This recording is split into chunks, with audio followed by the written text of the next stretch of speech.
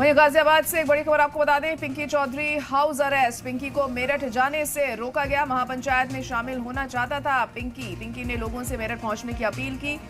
तो इस वक्त की बड़ी और अहम खबर आपको बता रहे हैं कि पिंकी चौधरी को हाउस अरेस्ट किया गया है। पिंकी को मेरठ जाने से रोका गया है। महापंचायत में शामिल होना चाहता था पिंकी, लेकिन उसे अब हाउस अरेस्ट कर लिया गया है। और आपको साथ ही ये भी बता दें कि पिंकी ने लोगों से भी मेरठ पहुंचने की अपील की थी। इससे पहले भी पिंकी चौधरी ने बयान दिया था मोहम्मद दीपक को लेकर, और अब मेरठ वाले मामले में भी पिंकी चौधरी शामिल होना चाहता था, महापंचायत में शामिल होना चाहता था, लेकिन अब उसे हाउस अरेस्ट कर लिया गया है।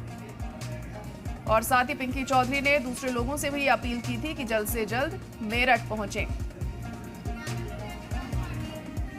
तो गाजियाबाद से हम खबर इस वक्त आपको बता रहे हैं कि फिलहाल पिंकी चौधरी को हाउस अरेस्ट कर लिया गया है। उसे मेरठ जाने से रोका गया है।